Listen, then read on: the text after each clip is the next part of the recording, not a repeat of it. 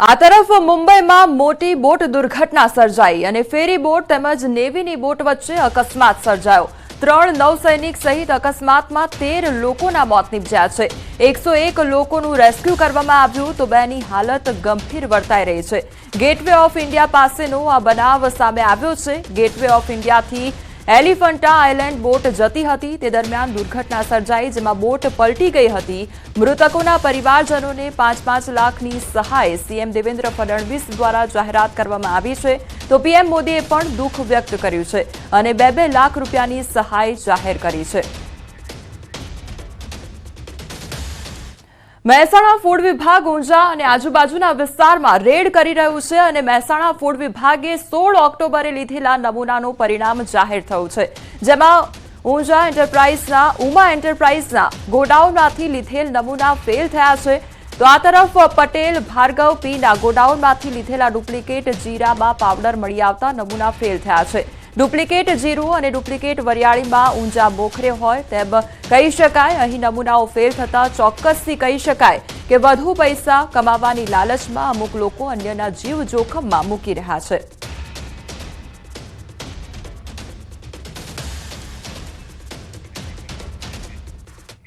Morbi Panchasar road પરથી bogus તબીબ ઝડપાયો છે અને ઘરમાં રૂમમાં ચલાવતો હતો દવાખાનું ત્યારે અશ્વિન નકુમ નામના બોગસ ડોક્ટરની ધરપકડ કરવામાં આવી છે। એલોપેથી દવાઓ તેમજ બોટલો આ તરફ ઇન્જેક્શન મળી કુલ રૂપિયા 18,762નો મુદ્દામાલ કબજે કરવામાં આવ્યો છે। મોરબી સિટી એ ડિવિઝન પોલીસે ગુનો નોંધી વધુ તપાસ હાથ ધરી છે। વડોદરામાં ભારે વાહન ચાલકોનો આતંક જોવા મળી રહ્યો છે ત્યારે ટેમ્પો ચાલકે બાઇક સવારને અડફેટે લીધો અને બાઇક સવાર બાળકીનું મોત નીપજ્યું હતું। ચાલક ઘાયલ થતા વિહાર સિનેમા રોડ પર આખી ઘટના બની હતી અને બાઇક સવાર યુવક ઘાયલ થયો તો સારવાર માટે હોસ્પિટલમાં દાખલ કરવામાં આવ્યો છે। પોલીસે ટેમ્પો ચાલકની ધરપકડ કરી છે તો 15 દિવસમાં ભારે વાહન ચાલકોએ 4 નાગરિકોનો ભોગ લીધો છે। આ તરફ વડોદરામાં પણ અકસ્માતની ઘટના સામે આવી છે। વડોદરામાં BMW કાર અકસ્માત કેસમાં પગલાં ભરવામાં આવ્યા અને કાર ચાલકને 3 કલાકમાં છોડી મૂકનાર પીઆઈની બદલી કરવામાં આવી છે।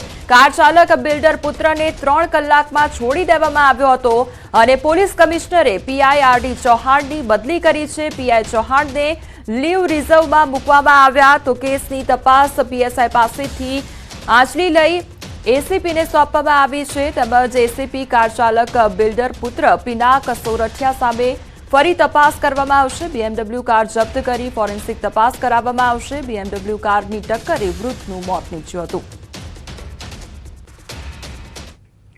ભાવનગરના યુવકનો વિડીયો સામે આવ્યો છે જેમાં તે કારનો દરવાજો ખોલી અને ચાલતી ગાડીમાં દરવાજા પર બેસી સિગારેટ ફૂંકતો વિડીયો બનાવ્યો હતો।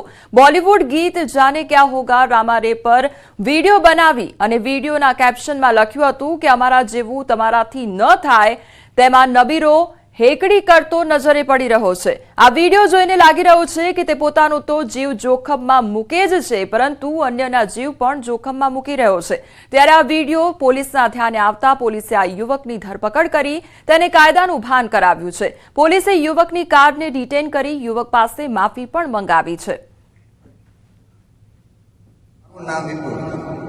મેં મારી કારની અંદર સ્ટન્ટ કરેલો વિડીયો બનાવેલો જેની જાણ એસઓજી પોલીસને થઈ તેને મારી ગાડી ડિટેન કરી અને હવે હું માફી માંગુ છું ફરીવાર આ રીતે વિડીયો હું નહીં બનાવું।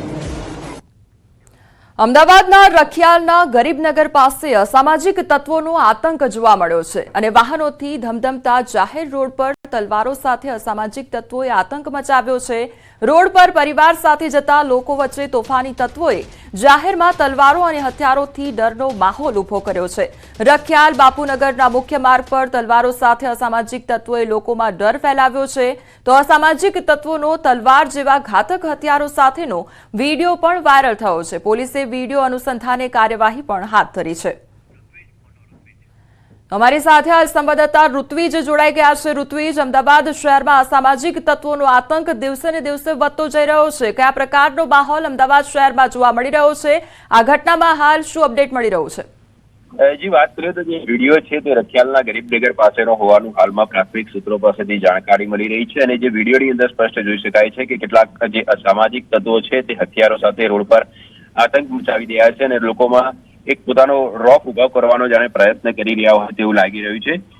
જો કે કોઈ એક જાગૃત વ્યક્તિ દ્વારા વિડીયો ઉતારી લેવામાં આવ્યો હતો અને તેને સોશિયલ મીડિયામાં વાયરલ કરવામાં આવ્યો હતો।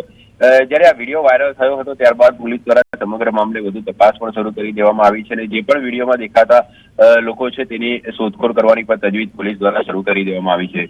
મહત્વનું બાબત એ છે કે જે પ્રકારે છેલ્લા કેટલાક દિવસો પહેલા અમદાવાદની અંદર બનાવો બની રહ્યા હતા, એક પછી એક બનાવો બની રહ્યા હતા અને ત્યારબાદ પોલીસ દ્વારા જે પ્રકારે કોમ્બિંગ શરૂ કરી દેવામાં આવ્યું હતું। સતત મોડી રાત સુધી પોલીસે કોમ્બિંગ કરતી હતી, વાહન ચેકિંગ કરતી હતી અને કાયદો અને વ્યવસ્થાને કાબૂમાં લેવા માટે પોલીસ દ્વારા અનેક પ્રયત્નો કરવામાં આવ્યા હતા, પરંતુ આ કેટલાક સામાજિક તત્વો છે તે જાણે કે પોલીસને પડકાર ફેંકી રહ્યા હોય તેમ એક પછી એક આવા બનાવો ને અંજામ આપી રહ્યા છે અને એક પછી એક આવા વિડીયો પણ વાયરલ થઈ રહ્યા છે। એટલે આવા જે અસામાજિક તત્વો છે તેઓની સામે જો કડકમાં કડક કાર્યવાહી કરવામાં આવે તો ચોક્કસથી નજીકના ભવિષ્યની અંદર જે ગંભીર પ્રકારના બનાવો બની રહ્યા છે।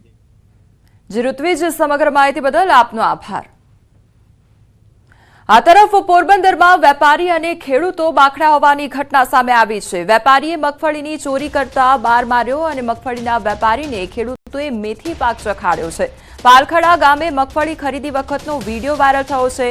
વેપારી દ્વારા મગફળીની ગુણીઓની ચોરી કરાતી હતી તેવું ખેડૂત દ્વારા કહેવામાં આવ્યું છે। જૂનાગઢના વેપારી દ્વારા પોતે મગફળીની ચોરી કર્યાની કબૂલાત પણ કરવામાં આવી છે।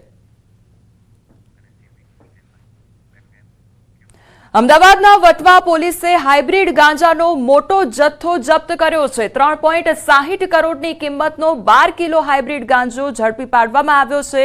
તો મોરબીના યોગેશ પટેલ પાસેથી ગાંજાનો જથ્થો પકડી પાડવામાં આવ્યો છે। તેમજ રોપડા ચેકપોસ્ટ પાસેથી આરોપી ઝડપાયો અને નાસિકથી મોરબી તરફ જવા માટે નીકળ્યો હતો આરોપી અને તેને જથ્થા સાથે ઝડપી પાડવામાં આવ્યો છે। 31 ડિસેમ્બર પહેલા ગુજરાતમાં દારૂ ઘુસાડવાના પ્રયાસો પર પોલીસની ચાંપતી નજર જોવા મળી રહી છે। ખાસ કરીને આંતરરાજ્ય સરહદ પર પોલીસ સતર્ક થઈ છે। 31 ડિસેમ્બરને લઈ અરવલ્લી પોલીસ સતર્ક બની છે। શામળાજીના અણસોલ પોલીસ ચેકપોસ્ટ પાસેથી દારૂનો મોટો જથ્થો ઝડપાયો છે તો શામળાજી પોલીસે અંગ્રેજી દારૂ ભરેલ 2 ટ્રક ઝડપી પાડી છે। પ્લાસ્ટિક દાડાની બેગ અને લાકડાની પેટીઓમાં સંતાડી આ દારૂ લાવવામાં આવતો હતો તો પોલીસે 2 ટ્રકમાંથી 44 લાખની કિંમતની 17,600 નંગ બોટલ ઝડપી પાડી છે તો શામળાજી પોલીસે બંને ટ્રકના 2 આરોપીઓ સહિત 1.18 કરોડનો મુદ્દામાલ જપ્ત કર્યો છે। તો સુરત જિલ્લામાં ગટરના ગંદા પાણીમાં મહિલાઓ ધૂળતી હોય તેવો વિડીયો વાયરલ થયો છે। જે વિડીયો માંગરોળના કોઠવા ગામે આવેલી દરગાહ પાસેનો હોવાનું સામે આવ્યું છે। માંગરોળ તાલુકા મુસ્લિમ સમાજના આગેવાને પુષ્ટિ કરી છે અને કહ્યું છે કે છેલ્લા ઘણા વર્ષોથી ઉર્સ મેળામાં આ પ્રકારના દ્રશ્યો જોવા મળે છે। લોકોમાં એવી ગેરમાન્યતા છે કે આ પાણીમાં સ્નાન કરવાથી પવિત્ર થઈએ છે, પરંતુ આ એક પ્રકારની અંધશ્રદ્ધા જ છે। દરગાહના સંચાલકો અને તંત્રએ લોકોમાં અંધશ્રદ્ધા દૂર થાય તે માટે કામ કરવું જોઈએ। કીમ કોઠવા દરગાહનો વિડીયો છે અને જેમાં દર વર્ષે આજે ઓસ મેળો ભરાય છે તેથી થોડેક નજીકમાં જ આ એક ગટર લાઈન ગંદુ પાણી જાય છે તેમાં અમુક લોકો દર વર્ષે અમે જોઈએ છીએ કે ત્યાં સ્નાન કરે છે। હવે એ લોકોની માન્યતા શું છે એની ખબર નથી પડતી, પણ આ એક દેખાતી ચોખ્ખી વસ્તુ છે કે અંધશ્રદ્ધા જ છે કે એ લોકોની માન્યતા એવી કે ભાઈ અમે અહીંયા પવિત્ર થાય છે, પણ પવિત્ર માટે તો સ્નાન કરવા માટે તો ચોખ્ખા પાણીની જરૂર હોય છે અને આ પ્રકારની ઇસ્લામ ધર્મમાં બી કોઈ માન્યતા નથી કે આનાથી કોઈ લેવા દેવા નથી। એટલે આ અંધશ્રદ્ધા છે અને આના ઉપર તકેદારી રાખવાની ખૂબ જરૂર છે। વડોદરાનો ગેંગસ્ટર કલ્પેશ કાછિયાની ધરપકડ કર્યા બાદ તેનું સરઘસ કાઢવામાં આવ્યું અને કલ્પેશને અકોટા વિસ્તારમાં આવેલ તેના ઘરે લઈ જવામાં આવ્યો, જ્યાં પોલીસ તપાસ કરવામાં આવી। નામચીન gangster Kalpesh Kachhiya money laundering જેવા કેસમાં પણ સામેલ છે અને લોકોમાં તેણે ભયનો માહોલ ઉભો કરેલો છે, જેથી તેને ચાલતો તેવા ઘરે લઈ જવાયો અને જેથી લોકોમાં તેનો ભય ઓછો થાય। આરોપીને લઈ પહોંચતા લોકોના ટોળા ભેગા થયા હતા અને વડોદરામાં ભયનો માહોલ ઉભો કરનાર કાછિયા પગેથી ચાલી પણ શકતો નથી। કલ્પેશ કાછિયા જે એના પર ઘણા બધા ગુનાઓ નોંધાયેલા છે ગુના નોંધાયેલા છે એનું નામ ખુલ્યું હતું અને ત્યારથી આ કલ્પેશ કાછિયા જે છે એ અહીંયાથી ફરાર હતો. આજે શહેર પોલીસ દ્વારા એને પકડી લેવામાં આવ્યો છે અને સવારમાં એનું ઇન્ટ્રોગેશન કરવામાં આવ્યું. એ બાદ એનું મેડિકલ કરીને પછી એને એરેસ્ટ કરવામાં આવ્યો. જૂનાગઢમાં પોલીસે આરોપીઓ પર તવાઈ બોલાવી છે. જૂનાગઢ પોલીસે કુખ્યાત આરોપીઓ સામે ગુજસી ટોકનો ગુનો દાખલ કરતા આરોપીઓમાં ફફડાટ ફેલાયો છે.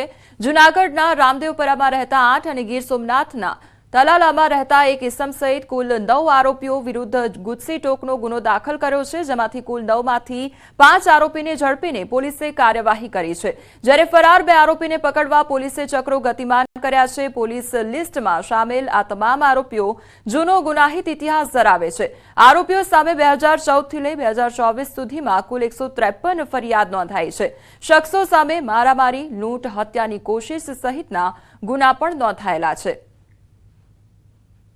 હાલ જે ગુજસી ટોકનો ગુનો દાખલ કરવામાં આવેલો છે એમાં એની ગેંગ જે સંડોવાયેલા હોય એકબીજા સભ્યો તરીકે એવા કુલ 22 ગુનાઓ છે કે જેમણે એકબીજાની સાથે મળીને કોઈને કોઈ રીતે આ ગુનાઓ છે એમનો